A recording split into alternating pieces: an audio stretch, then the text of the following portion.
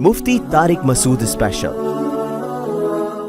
मुफ्ती साहब, लोग हज पर अपनी दुल्हनों के साथ जाते हैं और वहाँ औरतें सज दर धज सलूट की भी लिए वीडियो।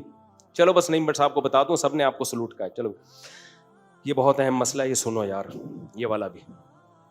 मुफ्ती साहब, लोग हज पर, ये भी मैंने कहा था कि लिख के देना मुझे, ये तो सवाल आप लोगों ने खुद लिखे हैं ना, ये मैंने खुद लिखवाए हैं ताकि मुझे याद आ जाए।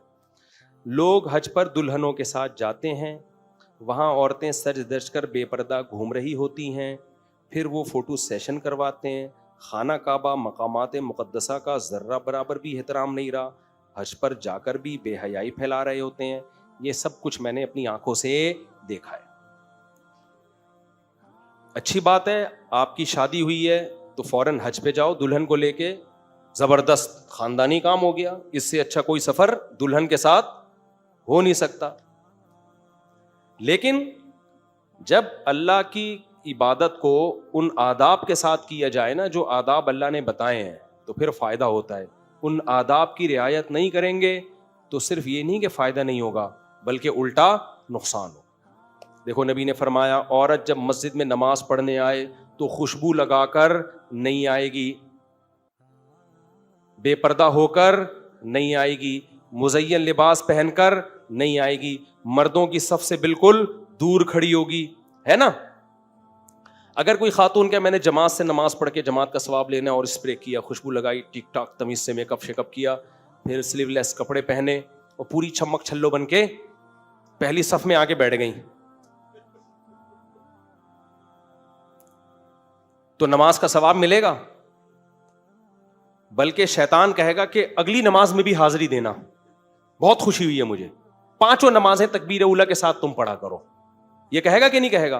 तो ऐसे ही अगर कोई लड़की, कोई खातून, कोई दुल्हन पूरी चमक छल्लो बन के हज करने जाती है, फेसबुक पे पहले अपनी तस्वीर डाल रही हैं, इंस्टाग्राम पे अपनी तस्वीर डाल रही हैं। दुल्हनें अक्सर खूबसूरत ही होती हैं, वो तो बाद में डिजाइनिंग चेंज होती है उनके थोड़े दिनों के बाद। क्या ख्याल है? हालात ससुराल बिगाड़ देता है उनके चेहरों को, बाज़ दफ़ा शौहर की टेंशन बिगाड़ देती है, वो बीसियों मसाइल होते हैं।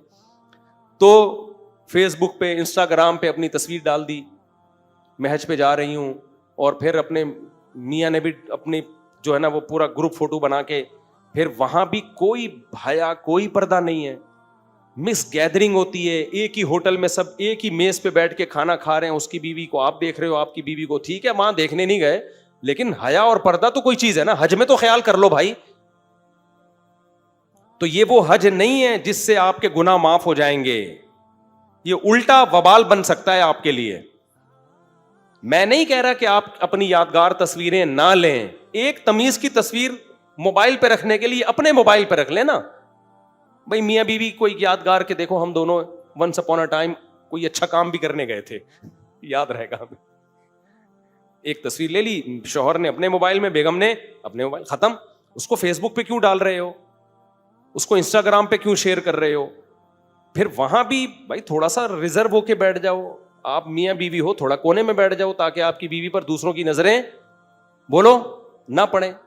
थोड़ा एहतियात कर लो आप, ठीक है आप पर्दा नहीं करती, अब तो कर लो ना। अब इबादत के लिए देखो, कोई औरत कितनी भी पर्दा हो, मस्जिद में तो स्कार्फ लेके आएगी ना वो, क्या ख्याल है भाई? तो बिल्कुल हज एक एंटरटेनमेंट बनता जा रहा है, ऐसा लग रहा है कोई पिकनिक के लिए आए हुए हैं, तफरी के लिए आए हुए हैं।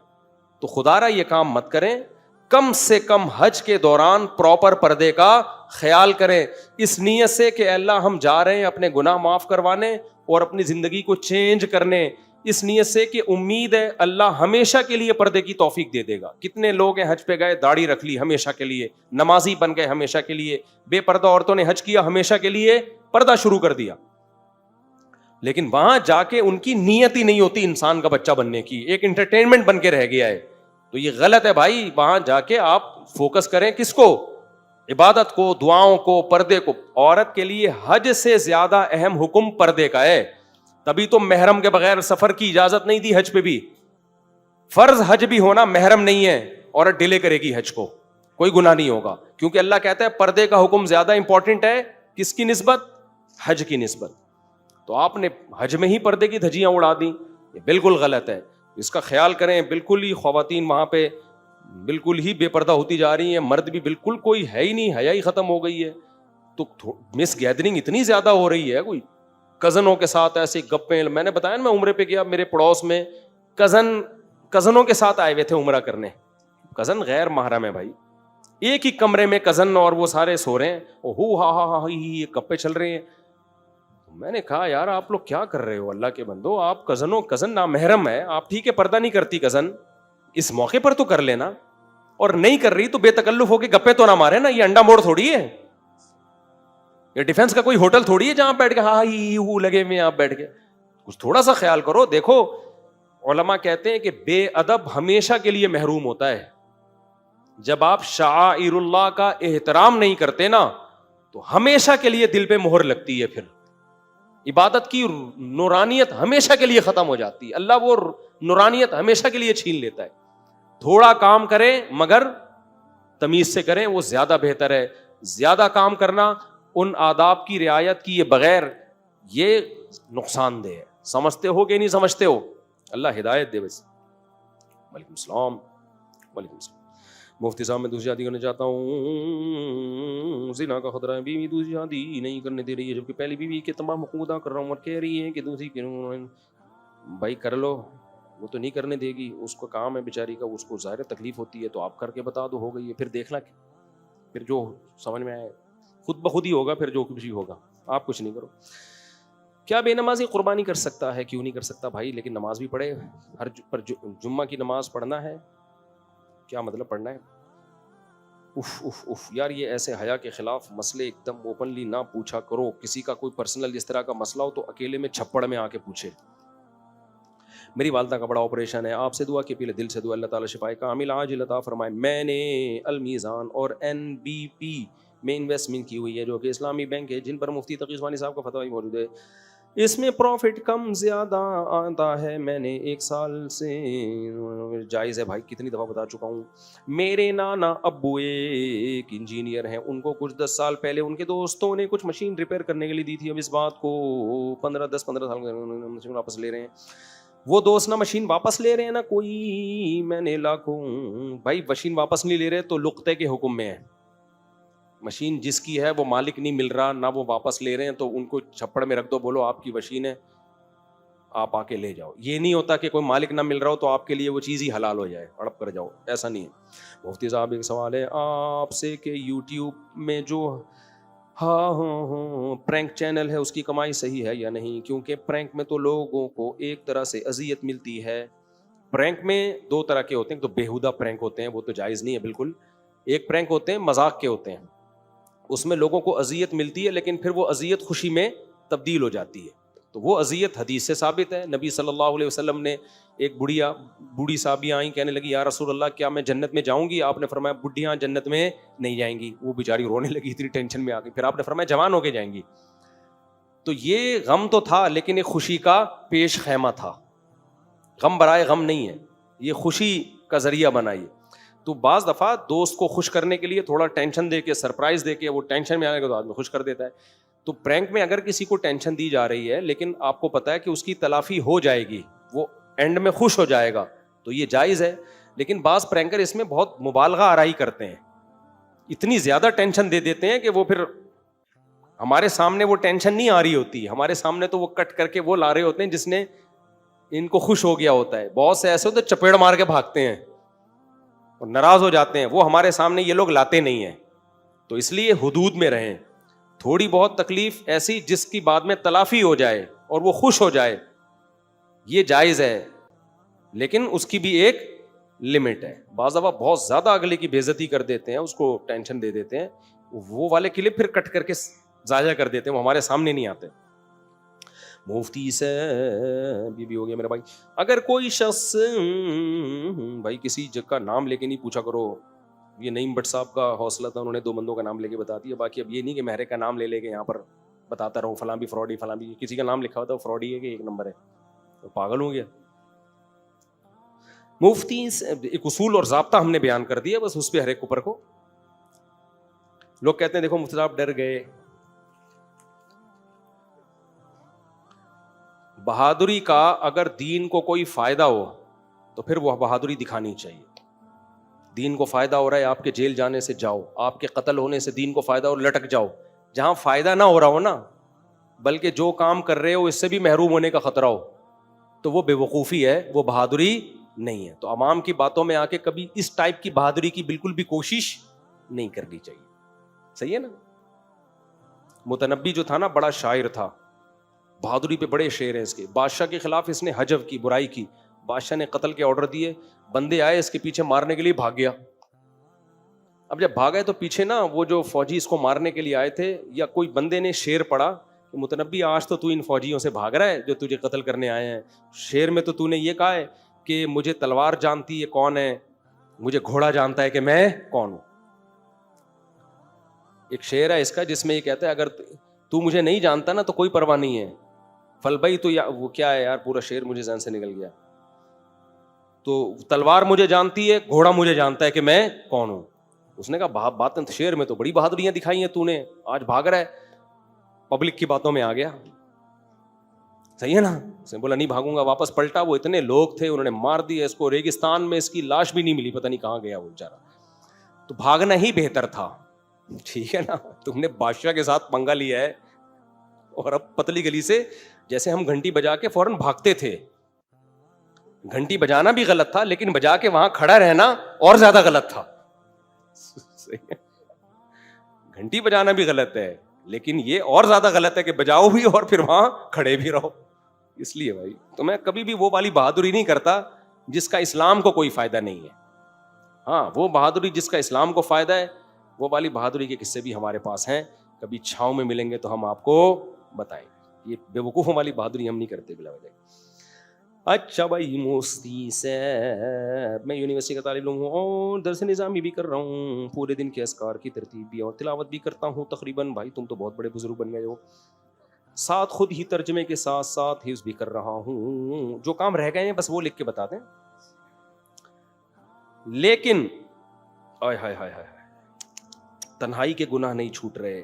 ہر بار توبہ کرتا ہوں پھر ہو جاتی ہے. بار بار توبہ کریں, کسی شیخ سے اصلاحی تعلق قائم کریں. حضرت فیروز میمن صاحب سے بیعت ہو جائیں جا کے, سمجھ رہے ہو, جس سے بے حیائی والے گناہ نہیں چھوٹ رہے. سب سے بہترین آپشن اس کے پاس حضرت فیروز میمن صاحب سے بیعت ہو جائیں. انشاءاللہ اس کا باپ بھی چھوڑے گا گناہ انشاءاللہ. لیکن تمیز سے بیعت ہو, اپنے آپ کو مکمل حوالے کرے, آدھا آدھا کام نہ کرے. یہ آج کل کمبخت بیعت بھی ہو کے شیخ کو خود ہی سمجھانا شروع کر دیتے ہیں. صحیح ہے نا, کہ آپ یوں کریں آپ یوں نہ کریں. کسی مسئلے پر اشکال ہو تو علماء سے پوچھ لیں, لیکن اصلاح و ارشاد کے لیے شیخ کی اپنے آپ کو ایسے حوالے کیا جائے جیسے مردہ بدستے زندہ, پھر فائدہ ہوتا ہے. تو انشاءاللہ گناہ چھوٹ جائیں گے. اور ایسا نہ ہو کہ جب تک بیعت نہیں ہوتے تو اور کر لیں. آدمی کہتا ہے چلو بیعت تو ہو کے چھوڑ ہی جائیں گے نا, یہ خطرناک بات ہے. مفتی صاحب آپ نے فرمایا تھا کہ سفر میں بیٹھ کر پڑھی جانے والی نمازوں کو لوٹا لیا جائے. ٹرین میں چونکہ کھڑے ہو کر پڑھنے کی جگہ نہیں, ٹرین میں کھڑے ہو کر پڑھنے کی جگہ ہوتی ہے, ایسا نہیں ہوتا کہ نہیں ہوتی. ہمت کرو, ٹرین میں کھڑے ہو کے نمازیں پڑھو. مزید یہ فرمائیں کہ میں نے کہیں پڑھا کہ سفر میں سم کا تعین نہ ہو تو کسی بھی نہیں. بھائی سفر میں فرض نماز اور وتر کے لیے سم کا تعین بھی ضروری ہے, قبلہ رخ ہونا بھی, کھڑے ہو کے نماز پڑھنا بھی ضروری ہے. اگر یہ نہ ہو تو پھر مجبوری میں بیٹھ کے پڑھیے تو لوٹائیں اس کو. آپ کچھ لگا ہوا ہے آپ کے, صاف کر لیں, ان کو بتا دیں. آپ کہتے ہیں کہ اجماع امت بہت بڑی دلیل ہے, مجھے کوئی ایک مسئلہ بتا دیں جس پر اجماع ہو سارے صحابہ میں, چاروں فقہ میں, حنفی کا الگ, شافعی, بہت سارے مسائل ہیں. 5 نمازیں فرض ہیں, پوری امت کا اجماع ہے یا نہیں ہے؟ رمضان کے روزے فرض ہیں, پوری امت کا اجماع ہے یا نہیں ہے؟ 3 طلاقیں 3 ہوتی ہیں, پوری امت کا اجماع ہے. جو کہتے ہیں نا نہیں ہے مجھے میرے پاس لے آئیں, پھینکنے پر گورنمنٹ کی طرف سے کوئی پابندی نہیں ہے. 3 طلاقوں پر پوری امت کا اجماع ہے کہ 3 ہوتی ہیں. حالت حیض میں طلاق واقع ہو جاتی ہے, اس پر پوری امت کا اجماع ہے. تراویح 8 رکعتوں سے زیادہ ہے, اس پر پوری امت کا اجماع رہا ہے ہمیشہ. سمجھتے ہو کہ نہیں سمجھتے ہو؟ بہت سارے مسائل ہیں. کوئی کہے کہ نہیں مانتا تو بڑھائیں, ہم وہ جو دلائل دیتے ہیں اس میں سقم ہوتا ہے. کچھ لوگ امام مالک کی طرف نسبت کر کے کہتے ہیں لوگوں نے اتنے رکوع پتہ نہیں کہاں سے نکال لی, ہم نے تو دیکھا نہیں ہے. یہ قول امام مالک کی طرف نسبت ہی ٹھیک نہیں ہے اس کی. یہ بعد میں 700-800 سال بعد کس نے گھڑ کے امام مالک کے کھاتے میں ڈالا ہے, اور ہمارے اہل حدیث بھائی اس کو ہی مارکیٹ میں چلاتے رہتے ہیں. امام مالک تو 20 سے بھی زیادہ رکعتوں کے قائل رہے ہیں. سمجھتا ہے کہ نہیں سمجھتا ہے؟ اور بہت سارے مسائل ہیں جن پر اجماع ہے. وضو کے بغیر نماز نہیں ہوتی, طہارت کے بغیر اللہ نماز کو قبول نہیں کرتا, اس پر پوری امت کا بولو اجماع ہے. سمجھتے ہو؟ متع حرام ہے, اس پر پوری امت کا اجماع ہے. شروع میں کچھ اختلاف تھا لیکن اجماع ہو گیا. پھر متع اور زنا میں کوئی فرق نہیں ہے. اور بہت سارے عدت عورت پر واجب ہے. جب شوہر مر جائے گا تو 4 مہینے 10 دن کی عدت ہے. پوری امت کا بولو اجماع ہے. اور اگر حالت حمل میں ہے تو بچے کی ولادت پر عدت ختم ہوگی. پوری امت کا بولو اجماع ہے. طلاق کے بعد 3 حیض یا 3 طہر, اس میں اختلاف ہے کہ حیض ہے یا طہر ہے, لیکن حیض یا طہر یہ 2 ہی قول ملتے ہیں. اس پر بھی امت کا اجماع ہے کہ تیسرا کوئی قول نہیں ہے, یا تو حیض سے ہوگی یا طہر سے ہوگی. سمجھتا ہے کہ نہیں سمجھتا ہے. بقرعید کے 3 دن ہیں 10, 11, 12. اس میں ہمیں بعض اصحاب سے کچھ قول ملتے ہیں لیکن ضعیف سند کے ساتھ. یہ بھی تقریباً اجماعی مسئلہ ہے. تقریباً میں احتیاطاً لگا رہا ہوں کہ 3 دن ہیں قربانی کے, لیکن بعض ائمہ سے اس میں اختلاف منقول ہے, مگر وہ بہت ضعیف قول ہے. چلو اس کو آپ اجماع سے نکال دو تھوڑی دیر کے لیے. بھینس کی قربانی جائز ہے, اس پر امت کا اجماع رہا ہے. اب اختلاف پیدا ہو گیا لیکن ہمیشہ سے اجماع رہا ہے. ماضی میں سب اس کو جائز سمجھتے تھے. اور بہت سارے اس طرح کے مسائل ہیں. عورت اور مرد کی نماز فرق ہے. عورت سمٹ کے نماز پڑھے گی, مرد مردوں کی طرح. ہمیشہ سے اجماع رہا ہے اس پر, اب اختلاف پیدا کر دیا گیا. تو اب کا اختلاف تھوڑی معتبر ہے. عورت صفا مروہ میں چلے گی, دوڑے گی نہیں, اس پر امت کا اجماع ہے. البانی رحمہ اللہ نے اختلاف کی کوشش کی اس میں, لیکن ایک دفعہ اجماع اس پر ہو چکا ہے. عورت آہستہ لبیک کہے گی زور سے, حالانکہ کوئی حدیث نہیں ہے اس پر, صحیح حدیث, مرفوع حدیث, لیکن امت کا اس پر کیا ہے بھائی, اجماع ہے کہ زور سے نہیں کہے گی. سمجھتا ہے یا نہیں سمجھتا. اور بہت سارے مسائل ہیں. اور کیا چاہیے تمہارے کو, باتیں پھینکنے پر گورنمنٹ کی طرف سے کوئی پابندی نہیں ہے. توحید کا مفہوم کیا ہے, پوری امت کا اجماع ہے. یا رسول اللہ مدد, غلط. یا علی مدد, غلط. پوری امت کا کیا ہے, اجماع. اب اختلاف پیدا کر دیا لوگوں نے اس پہ. بہت سارے مسائل ہیں, بہت سارے. عورت کے لیے خوشبو لگا کے مردوں کے سامنے سے گزرنا حرام ہے, اس پر پوری امت کا اجماع. سمجھتے ہو, سمجھ رہے ہیں. دوسری بات, حافظ احمد صاحب کا بھی ایک انٹرویو آیا جس میں حافظ احمد نے کہا ہے کہ مفتی صاحب کی 4 شادیوں کا میرے چینل کے ذریعے لوگوں کو پتہ چلا ہے. حافظ صاحب سے شاید بھول ہو گئی ہے, میں نہیں کہہ رہا جھوٹ بول رہے ہیں, لیکن شاید یہاں پر مسٹیک ہو گئی. میں نے جب 4 شادیاں کی ہیں تو چوتھی شادی میرے سب گھر والوں کو پتا تھا اور میرے سب دوستوں کو پتا تھا. اس پر بہت سارے گواہ ہیں میرے پاس. میں نے چھپ کے شادی نہیں کی, پبلک کو نہیں پتا تھا. پبلک کو حافظ احمد صاحب کے انٹرویو کے ذریعے پتا چلا ہے کہ میں چوتھی شادی کر چکا ہوں. لیکن حافظ احمد صاحب نے جو ایک پوڈ کاسٹ میں بھی یہ لوگوں کو بتایا, ایک دفعہ نہیں کئی دفعہ بتایا مختلف لوگوں کو, ان کو بھی انٹرویو دیتے ہوئے, جو وہ ہیں کیا نام ہے ابھی جن کو میں نے انٹرویو دیا تھا, وہ نہیں سما ٹی وی میں جن کو میں نے انٹرویو دیا تھا, کیا نام ہے ان کا, لیڈی جو خاتون, کرن ناز کو بھی حافظ احمد نے ایک پوڈ کاسٹ میں بتایا کہ میری یعنی مفتی صاحب, میرے چینل سے مفتی صاحب کے گھر والوں کو پتا چلا کہ مفتی صاحب نے چوتھی شادی کر لی ہے. ابھی بھی ایک پوڈ کاسٹ میں حافظ احمد نے کہا کہ میرے چینل سے لوگوں کو پتا چلا کہ مفتی صاحب کے گھر والوں کو پتا چلا. تو یہاں بھی حافظ احمد صاحب سے مسٹیک ہوئی ہے. میرے گھر والوں کو پتا تھا کہ میں چوتھی کر چکا ہوں, میرے دوستوں کو, میرے رشتہ داروں کو, سب کو پتا. میں ولیمہ بھی کر چکا تھا, سارے بھائی بہنوں سب کو کھلا چکا تھا, پبلک کو نہیں بتایا تھا میں نے. سمجھ رہے ہو, پبلک کا مطلب اناؤنسمنٹ نہیں تھی, اس میں کچھ حکمتیں تھیں. وہ حکمتیں کیا تھیں وہ میں جانوں, میرے گھر والے جانے. تو میں نے حافظ احمد صاحب کو کہا تھا کہ چونکہ میرے گھر والوں کی طرف سے پابندی ہے کہ اس کو ابھی اناؤنس نہ کریں, تو کائنڈلی آپ اناؤنس نہ کریں. تو حافظ صاحب نے کو میں نے 1 دفعہ نہیں 100 دفعہ یہ بات کہی کہ میرے گھر والے ناراض ہوں گے مجھ سے, آپ اس کو اناؤنس نہ کریں. کسی ٹائم پہ میں خود اناؤنس کر دوں گا, ہم نے چھپن چھپائی تو کھیلنی نہیں ہے, گھر والے ناراض ہوں گے. بار بار کا, یہاں تک کہ جب وہ انٹرویو میں کلپ ہی انہوں نے یہ چلایا مفتی صاحب نے چوتھی, پھر میں نے کہا آپ اس کو ہٹائیں, وہ بھی حافظ صاحب نے ہٹایا نہیں. تو بات یہ ہوئی ہے, سمجھ رہے ہو. تو اب حافظ احمد صاحب کو شاید بھول گئے ہوں گے وہ, تو خبر یہ پھیلائی ہے کہ مفتی صاحب کے گھر والوں کو بھی میرے بیان سے پتا چلا, میرے چینل سے, کہ شادی ہو گئی ہے. تو نیچے کچھ لوگوں کے نیگیٹو کمنٹس تھے کہ مفتی صاحب نے کیوں گھر والوں سے چھپا کے شادی کی, ہمیں تو کہتے ہیں بتا کے کرو, خود چھپائی. تو میں نے کوئی چھپا کے نہیں کی, میرے سب گھر والوں کو پتا تھا, ولیمہ کر چکا تھا, میرے رشتہ دار آ چکے تھے, سارے دوستوں کو پتا تھا.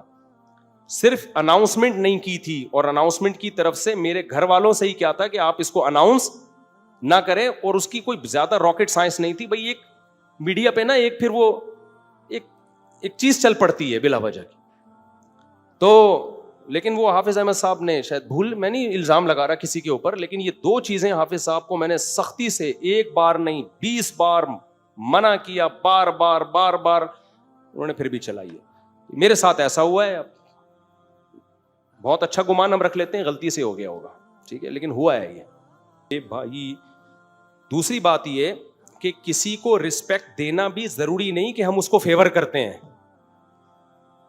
میرے پاس یہاں مسلم لیگ کے لوگ بھی آتے ہیں, میں گلے مل کے ملتا ہوں, عزت دیتا ہوں, دودھ پتی چائے, بھائی ایک مقام ہے نا, مرتبہ ہے. پیپلز پارٹی کے لوگ بھی آتے ہیں, ایک مقام ہے بھائی, آدمی کو اس کو رسپیکٹ دینی ہے. حدیث میں آتا ہے انزل الناس منازلہم, لوگوں کا جو مقام اور مرتبہ ہو تمہارا بیہیویئر ان کے ساتھ ویسا ہی ہونا چاہیے. حدیث ہے, نبی صلی اللہ علیہ وسلم کے پاس کافر بادشاہ بھی آتے تھے, آپ ان کو رسپیکٹ دیتے تھے.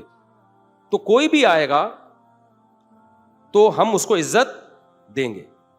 اب آپ کیا سمجھتے ہیں, آصف علی زرداری صاحب اگر ایز اے صدر مجھے کہیں بلائیں تو کیا میں نہیں جاؤں گا؟ میں ضرور جاؤں گا بھائی, ایک ملک کا صدر ہے یار, جو مرضی ہے وہ ان کا ذاتی معاملہ ہے, اور میں عزت سے بات کروں گا, میں آپ جناب سے بات کروں گا, میں وہ تھوڑی بولوں گا تو وہ جو اسٹائل ہمارا کہیں اور ہوتا ہے. اب کوئی کہ یار مفتی صاحب دیکھو عزت دے رہے ہیں, بھائی صدر ہونے کی حیثیت سے عزت دینی پڑے گی, سمجھتے ہو؟ وزیر اعظم ہونے کی حیثیت سے کسی کو رسپیکٹ دینا یہ مذہب کا حکم ہے, آپ کو عزت دینی ہے. کوئی بھی علاقے کا سردار ہو, آپ کو اس کو عزت دینی ہے, کیونکہ عزت نہیں دو گے تو وہ اس کو اپنی بے عزتی سمجھے گا. سمجھتے ہو کہ نہیں سمجھتے؟ تو یہ شریعت کا اصول ہے. اور جتنے لوگ فنٹر بنے ہوئے ہوتے ہیں نا, یہ سامنے ایسے ہی کر رہے ہوتے ہیں, ہم بتا کے کر رہے ہوتے ہیں.